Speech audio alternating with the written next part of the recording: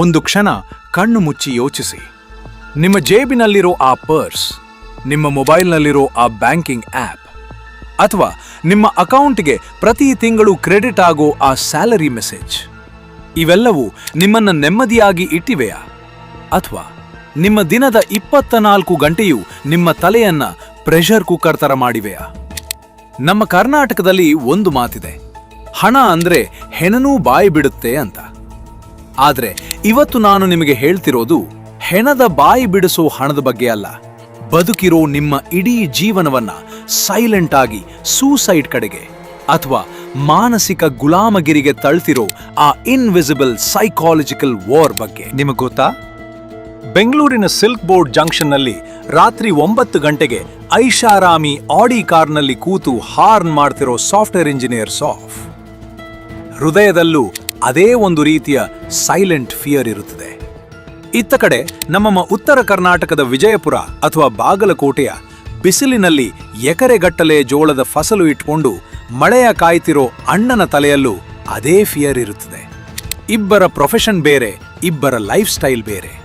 ಆದರೆ ಇಬ್ಬರನ್ನೂ ಕಂಟ್ರೋಲ್ ಮಾಡ್ತಿರೋ ಆ ಇನ್ವಿಸಿಬಲ್ ಮಾಸ್ಟರ್ ಒಬ್ಬನೇ, ಅವನೇ ಹಣ. ಆದರೆ ನಾವೆಲ್ಲರೂ ಅಂದುಕೊಂಡಂತೆ ಹಣ ಕೇವಲ ಒಂದು ಎಕ್ಸ್ಚೇಂಜ್ ಮೀಡಿಯಂ ಅಲ್ಲ. ಅದು ನಿಮ್ಮ ಇಮೋಷನ್ಸ್ಗಳನ್ನು ಹ್ಯಾಕ್ ಮಾಡೋ ಒಂದು ಅತ್ಯಂತ ಡೇಂಜರಸ್ ಬಯೋಲಾಜಿಕಲ್ ಅಸ್ತ್ರ. ಇವತ್ತಿನ ಈ ಮೊದಲ ಭಾಗದಲ್ಲಿ ಜಗತ್ತಿನ ಯಾವುದೇ ಫೈನಾನ್ಸ್ ಪುಸ್ತಕಗಳು ನಿಮಗೆ ಹೇಳಿಕೊಡದ, ನಿಮ್ಮ ಕಾಲೇಜುಗಳು ಮುಚ್ಚಿತಿರೋ ಆ ಮನಸ್ಸಿನ ಮನಿ ಗೇಮ್ ಅನ್ನ ಬಿಚ್ಚಿರ್ತೀನಿ. ಕೊನೆವರೆಗೂ ನೋಡಿ, ಯಾಕಂದ್ರೆ ಇದು ಕೇವಲ ವಿಡಿಯೋ ಅಲ್ಲ, ನಿಮ್ಮ ಬದುಕಿನ ಫೈನಾನ್ಷಿಯಲ್ ಮ್ಯಾಪ್ ಅನ್ನೇ ರೀಡಿಸೈನ್ ಮಾಡೋ ಅಸ್ತ್ರ. ನಮ್ಮ ಕತೆ ಶುರುವಾಗೋದು 2000ನೇ ಇಸ್ವಿಯ ದೇವನಹಳ್ಳಿಯ ಒಂದು ಸಣ್ಣ ಹಳ್ಳಿಯಲ್ಲಿ. ಕೆಂಪೇಗೌಡ ಇಂಟರ್ನ್ಯಾಷನಲ್ ಏರ್ಪೋರ್ಟ್ ಬರೋದಕ್ಕಿಂತ ಮುಂಚೆ ಆ ಭಾಗದ ರೈತರ ಜೀವನ ಹೇಗಿತ್ತು? ಎಕರೆಗೆ ಇಷ್ಟು ಅಂತ ರಾಗಿ, ಶೇಂಗಾ ಬೆಳೀತಾ ನೆಮ್ಮದಿಯಾಗಿದ್ರು. ಯಾವಾಗ ಏರ್ಪೋರ್ಟ್ ಪ್ರಾಜೆಕ್ಟ್ ಅನೌನ್ಸ್ ಆಯ್ತೋ, ಜಮೀನಿನ ಬೆಲೆ ರಾಕೆಟ್ ತರ ಏರಿತು. ಅಲ್ಲಿ ಒಬ್ಬ ರೈತರಿದ್ರು, ಅವರ ಹೆಸರು ಮುನಿಯಪ್ಪ. ಮುನಿಯಪ್ಪನವರ 5 ಎಕರೆ ಜಮೀನಿಗೆ ಕೋಟ್ಯಂತರ ರೂಪಾಯಿ ಕಾಂಪೆನ್ಸೇಷನ್ ಸಿಕ್ಕಿತು. ಒಂದು ದಿನದ ಮುಂಚೆ ಸೈಕಲ್ ತುಳಿತಿದ್ದ ಮುನಿಯಪ್ಪನವರ ಅಕೌಂಟ್ಗೆ ಒಮ್ಮೆಗೆ 3 ಕೋಟಿ ರೂಪಾಯಿ ಬಂದು ಬಿತ್ತು. ಇಡೀ ಹಳ್ಳಿಯಲ್ಲಿ ಹಬ್ಬ. ಮುನಿಯಪ್ಪ ತಕ್ಷಣ ಏನ್ ಮಾಡಿದ್ರು ಗೊತ್ತಾ? ಮೊದಲು ಬೆಂಗಳೂರಿಗೆ ಹೋಗಿ ಒಂದು ಬಿಳಿ ಬಣ್ಣದ ಐಷಾರಾಮಿ SUV ಕಾರ್ ತಂದ್ರು. ತಮಗೊಂದು ದೊಡ್ಡ ಮನೆ ಕಟ್ಟಿಸಿದ್ರು. ಮಗನಿಗೊಂದು ದುಬಾರಿ ಬೈಕ್ ಕೊಡಿಸಿದ್ರು. ಆದರೆ ಇಲ್ಲಿ ಒಂದು ಸೈಕಾಲಜಿಕಲ್ ಟ್ವಿಸ್ಟ್ ಇದೆ. ಮುನಿಯಪ್ಪನವರ ಹತ್ತಿರ ದುಡ್ಡಿತ್ತು, ವೆಲ್ತ್ ಇತ್ತು. ಆದರೆ ಅವರ ಹತ್ತಿರ ಇಲ್ಲದಿದ್ದದ್ದು ಒಂದೇ ಒಂದು, ಅದು ಫೈನಾನ್ಷಿಯಲ್ ಇಂಟೆಲಿಜೆನ್ಸ್. 5 ವರ್ಷ ಕಳೆಯುವಷ್ಟರಲ್ಲಿ ಆ ಕಾರ್ ಸರ್ವಿಸಿಂಗ್ಗೆ, ಆ ಮನೆಯ ಮೇಂಟೆನೆನ್ಸ್ಗೆ ಮತ್ತು ಯಾವುದೇ ಪ್ರೊಡಕ್ಟಿವ್ ಆಸೆಟ್ ಇಲ್ಲದೆ ಇರೋದ್ರಿಂದ ಆ 3 ಕೋಟಿ ರೂಪಾಯಿ ಕರಗಿ ನೀರಾಗಿ ಹೋಯಿತು. ಕೊನೆಗೆ ಮುನಿಯಪ್ಪ ಅದೇ ಕಾರನ್ನು ಟ್ಯಾಕ್ಸಿಯಾಗಿ ಓಡಿಸೋ ಪರಿಸ್ಥಿತಿಗೆ ಬಂದ್ರು. ಈ ಕತೆ ಕೇವಲ ಮುನಿಯಪ್ಪನವ್ರದಲ್ಲ. ಇವತ್ತು ಬೆಂಗಳೂರಿನ IT ಕಾರಿಡಾರ್ನಲ್ಲಿ, ಎಲೆಕ್ಟ್ರಾನಿಕ್ ಸಿಟಿಯಲ್ಲಿ ಅಥವಾ ವೈಟ್ ಫೀಲ್ಡ್ನಲ್ಲಿ ವರ್ಷಕ್ಕೆ 25 ಲಕ್ಷ ಪ್ಯಾಕೇಜ್ ತಗೋತಾ ಇರೋ ಯುವ ಪೀಳಿಗೆಯದ್ದು ಇದೇ ಕಥೆ. ಒಮ್ಮೆಗೆ ದೊಡ್ಡ ಸಂಬಳ ಬಂದ ತಕ್ಷಣ ನಾವೇನ್ ಮಾಡ್ತೀವಿ? ತಕ್ಷಣ ಆ ನಂಬಳವನ್ನ ನಮ್ಮ ಲೈಫ್ ಸ್ಟೈಲ್ ಇನ್ಫ್ಲೇಷನ್ಗೆ ಖರ್ಚು ಮಾಡ್ತೀವಿ. ಬ್ರ್ಯಾಂಡೆಡ್ ಬಟ್ಟೆಗಳು, ಐಫೋನ್ಗಳು, ವೀಕೆಂಡ್ ಪಬ್ಗಳು. ಇಲ್ಲಿ ಕೆಲಸ ಮಾಡ್ತಿರೋದು ಸೈಕಾಲಜಿಯ ಒಂದು ಪ್ರಮುಖ ನಿಯಮ, ದ ಡಿಡರೋ ಎಫೆಕ್ಟ್. ಅಂದ್ರೆ ನೀವು ಒಂದು ಹೊಸ ದುಬಾರಿ ವಸ್ತುವನ್ನ ಕೊಂಡ ತಕ್ಷಣ ನಿಮ್ಮ ಮನಸ್ಸು ಅದರ ಸುತ್ತಮುತ್ತಲಿರೋ ಉಳಿದ ಎಲ್ಲಾ ವಸ್ತುಗಳು ಅಷ್ಟೇ ದುಬಾರಿಯಾಗಿರಬೇಕು ಅಂತ ಬಯಸುತ್ತದೆ. ನೀವು ಒಂದು ಬ್ರ್ಯಾಂಡೆಡ್ ಶರ್ಟ್ ಕೊಂಡ್ರೆ ಅದಕ್ಕೆ ತಕ್ಕಂತೆ ಐಷಾರಾಮಿ ಶೂಸ್ ಬೇಕು, ಅದಕ್ಕೆ ತಕ್ಕಂತೆ ದುಬಾರಿ ವಾಚ್ ಬೇಕು. ಈ ಡಿಡರೋಟ್ ಎಫೆಕ್ಟ್ ನಿಮ್ಮನ್ನ ಕಂಟ್ರೋಲ್ ಮಾಡ್ತಾ ಹೋದಂತೆ ನಿಮ್ಮ ಸ್ಯಾಲರಿ ಎಷ್ಟೇ ಇದ್ರೂ ತಿಂಗಳ ಕೊನೆಗೆ ನಿಮ್ಮ ಅಕೌಂಟ್ ಬ್ಯಾಲೆನ್ಸ್ 0 ಆಗಿ ನಿಲ್ಲುತ್ತದೆ. ಇದನ್ನೇ ರಾಬರ್ಟ್ ಕಿಯೋಸಾಕಿ ರ್ಯಾಟ್ ರೇಸ್ ಅಂದಿದ್ದು. ನಮ್ಮ ಜನ ಈ ಇಲ್ಯೂಷನ್ ಆಫ್ ವೆಲ್ತ್ ನಲ್ಲಿ ಬದುಕ್ತಾ ಇದ್ದಾರೆ. ನಮ್ಮ ಕರ್ನಾಟಕದ ಬೇರೆ ಬೇರೆ ರೀಜನ್ಸ್ಗಳಲ್ಲಿ ಹಣವನ್ನು ನೋಡೋ ದೃಷ್ಟಿಕೋನವೇ ಬೇರೆ ಇದೆ. ನೀವು ಕರಾವಳಿ ಭಾಗಕ್ಕೆ ಅಂದ್ರೆ ಮಂಗಳೂರು, ಉಡುಪಿ ಕಡೆ ಹೋಗಿ ನೋಡಿ. ಅಲ್ಲಿನ ಜನರ ಫೈನಾನ್ಷಿಯಲ್ ಸೈಕಾಲಜಿ ಹೇಗಿರುತ್ತೆ ಅಂದ್ರೆ, ಅವರು ಹನಿ ಸೇರಿದ್ರೆ ಹಳ್ಳ ಅನ್ನೋ ಕನ್ಸರ್ವೇಟಿವ್ ಮೈಂಡ್ ಸೆಟ್ ಉಳ್ಳವರು. 1 ರೂಪಾಯಿ ಸಂಪಾದಿಸಿದ್ರೆ ಅದರಲ್ಲಿ 50 ಪೈಸೆ ಸೇವ್ ಮಾಡ್ತಾರೆ, ಚಿನ್ನ ತಗೋತಾರೆ ಅಥವಾ ಫಿಕ್ಸೆಡ್ ಡೆಪಾಸಿಟ್ ಇಡ್ತಾರೆ. ಆದರೆ ಅದೇ ನೀವು ಬೆಂಗಳೂರು ಅಥವಾ ಮೈಸೂರಿನ ಇಂದಿನ ಮಾಡರ್ನ್ ಜನರೇಷನ್ ನೋಡಿದ್ರೆ ಇಲ್ಲಿ ಕೆಲಸ ಮಾಡ್ತಿರೋದು ಪ್ರೆಸೆಂಟ್ ಬಾಯಸ್. ಏನಿದು ಪ್ರೆಸೆಂಟ್ ಬಾಯಸ್? ಮಾನವನ ಮೆದುಳು ಸಾವಿರಾರು ವರ್ಷಗಳಿಂದ ವಿಕಸನಾಗಿರೋದು ಹೇಗೆ ಅಂದ್ರೆ, ಭವಿಷ್ಯದಲ್ಲಿ ಸಿಗೋ 100 ರೂಪಾಯಿಗಿಂತ ಇವತ್ತು ಸಿಗೋ 10 ರೂಪಾಯಿಯೇ ಲೇಸು ಅಂತ. ಯಾಕಂದ್ರೆ ಹಳೆಯ ಕಾಲದಲ್ಲಿ ನಾಳೆ ಬದುಕಿರ್ತೀವೋ ಇಲ್ವೋ ಅನ್ನೋ ಭಯ ಇತ್ತು. ಇದೇ ಇವತ್ತಿನ ಕನ್ಸ್ಯೂಮರಿಸ್ಟ್ ಮಾರ್ಕೆಟ್ಗೆ ದೊಡ್ಡ ಬಂಡವಾಳ. ನೀವು ಯಾವುದೇ ಆನ್ಲೈನ್ ಶಾಪಿಂಗ್ ಆಪ್ ಓಪನ್ ಮಾಡಿ ನೋಡಿ, ಅಲ್ಲಿ ನಿಮಗೆ ಬೈ ನಾವ್ ಪೇ ಲೇಟರ್, ಈಗಲೇ ಕೊಳ್ಳಿ ಆಮೇಲೆ ಪಾವತಿಸಿ ಅನ್ನೋ ಆಪ್ಷನ್ ಕಾಣುತ್ತೆ. ಇದು ನೇರವಾಗಿ ನಿಮ್ಮ ಮೆದುಳಿನಲ್ಲಿರೋ ಡೋಪಮೈನ್ ಅನ್ನು ಟ್ರಿಗರ್ ಮಾಡುತ್ತೆ.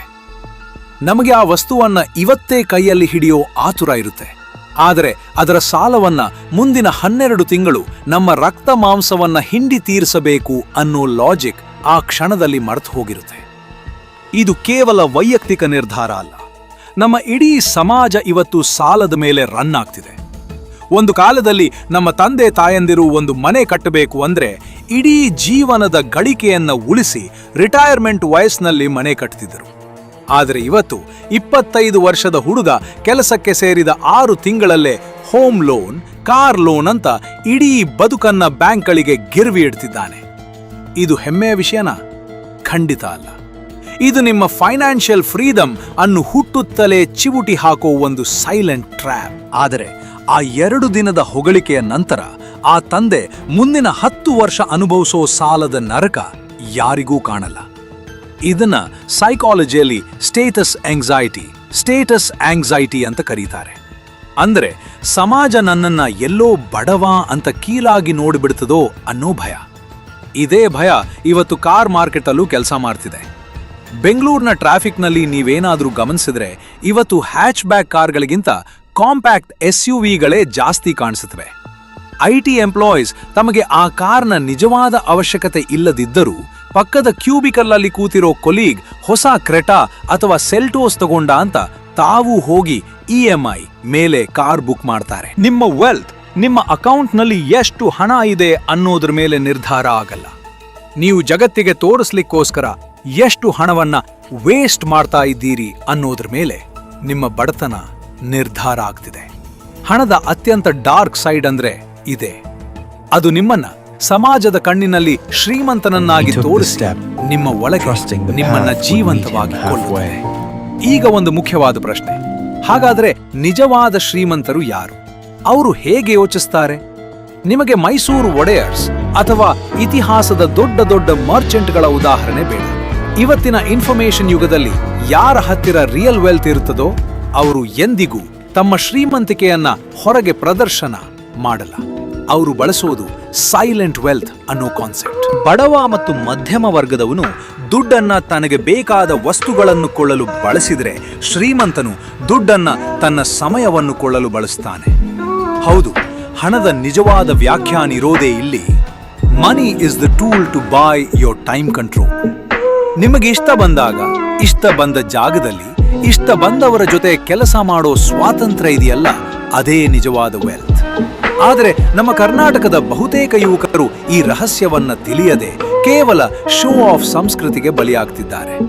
ಇವತ್ತು ಉತ್ತರ ಕರ್ನಾಟಕದ ಸಣ್ಣ ಹಳ್ಳಿಗಳಿಂದ ಬೆಂಗಳೂರಿಗೆ ಬರೋ ಎಷ್ಟೋ ಹುಡುಗರು ಡಿಜಿಟಲ್ ಮಾರ್ಕೆಟಿಂಗ್, ಕ್ರಿಪ್ಟೋ ಅಥವಾ ಆನ್ಲೈನ್ ಗ್ಯಾಂಬ್ಲಿಂಗ್ ಆಪ್ಗಳ ಜಾಹೀರಾತುಗಳನ್ನು ನೋಡಿ ಒಂದೇ ರಾತ್ರಿಯಲ್ಲಿ ಕೋಟ್ಯಧಿಪತಿಯಾಗೋ ಕನಸು ಕಾಣ್ತಾರೆ. ಆ ಆಪ್ಗಳ ಹಿಂದೆ ಇರೋ ಆಲ್ಗರಿದಮ್ ನಿಮ್ಮ ಮೆದುಳಿನ ಆಸೆಯನ್ನ ಹೇಗೆ ಬಂಡವಾಳ ಮಾಡಿಕೊಳ್ಳುತ್ತದೆ ಅನ್ನೋದು ಅವರಿಗೆ ಗೊತ್ತಿಲ್ಲ. ಅದು ನಿಮ್ಮಿಂದ 1-2 ಬಾರಿ ಗೆಲ್ಲಿಸಿ ಕೊನೆಗೆ ನಿಮ್ಮ ಇಡೀ ಕಿಸೆಯನ್ನ ಖಾಲಿ ಮಾಡುತ್ತದೆ. ಯಾಕಂದ್ರೆ ಹೌಸ್ ಆಲ್ವೇಸ್ ವಿನ್ಸ್.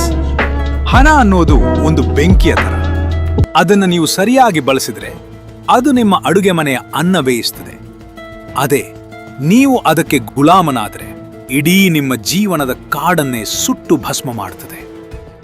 ನಾವು ಇವತ್ತು ಈ ಮೊದಲ ಭಾಗದಲ್ಲಿ ಹಣದ ಹುಟ್ಟು, ಕನ್ನಡಿಗರ ಸೋಷಿಯಲ್ ಸ್ಟೇಟಸ್ ಟ್ರ್ಯಾಪ್ ಮತ್ತು ನಮ್ಮ ಮೆದುಳು ಹೇಗೆ ಪ್ರೆಸೆಂಟ್ ಬಯಾಸ್ ಹಾಗೂ ಡೆಡೆರೋಟ್ ಎಫೆಕ್ಟ್ಗೆ ಸಿಲುಕುತ್ತದೆ ಅನ್ನೋದನ್ನು ನೋಡಿದ್ದೀವಿ. ಇದು ಕೇವಲ ಆರಂಭ ಮಾತ್ರ. ಹಣದ ನಿಜವಾದ ಕರಾಳ ಮುಖ. ದೊಡ್ಡ ಕಾರ್ಪೊರೇಟ್ಗಳು ನಿಮ್ಮ ಜೇಬಿನಿಂದ ನಿಮಗೆ ಗೊತ್ತಿಲ್ಲದೆ ಹಣವನ್ನ ಹೇಗೆ ಕದಿಯುತ್ತಿವೆ ಮತ್ತು ಕರ್ನಾಟಕದ ಮಾರ್ಕೆಟ್ನಲ್ಲಿ ನಡೆಯುತ್ತಿರೋ ಅತಿ ದೊಡ್ಡ ಫೈನಾನ್ಷಿಯಲ್ ಮ್ಯಾನಿಪುಲೇಷನ್ ಏನು ಅನ್ನೋದನ್ನ ನಾವು ಭಾಗ 2ರಲ್ಲಿ ನೋಡ್ಲಿದ್ದೇವೆ. ಮುಂದಿನ ಭಾಗದಲ್ಲಿ ನಾನು ನಿಮಗೆ ವಿವರಿಸ್ತೀನಿ ದ ವೆಪನೈಸೇಷನ್ ಆಫ್ ಇಂಟ್ರೆಸ್ಟ್ ರೇಟ್ಸ್ ಮತ್ತು ಹೇಗೆ ನಿಮ್ಮ ಬ್ಯಾಂಕ್ ಮ್ಯಾನೇಜರ್ ನಗುತ್ತಲೇ ನಿಮ್ಮ ಇಡೀ ಜೀವನದ ಫ್ರೀಡಮ್ ಅನ್ನು ಕಸಿದುಕೊಳ್ಳುತ್ತಿದ್ದಾನೆ. ಮಿಸ್ ಮಾಡಬೇಡಿ. ಭಾಗ 2 ಇದಕ್ಕಿಂತಲೂ ಭಯಾನಕ ಮತ್ತು ಕಣ್ಣು ತೆರೆಸುವ ಸತ್ಯಗಳಿಂದ ಕೂಡಿರಲಿದೆ.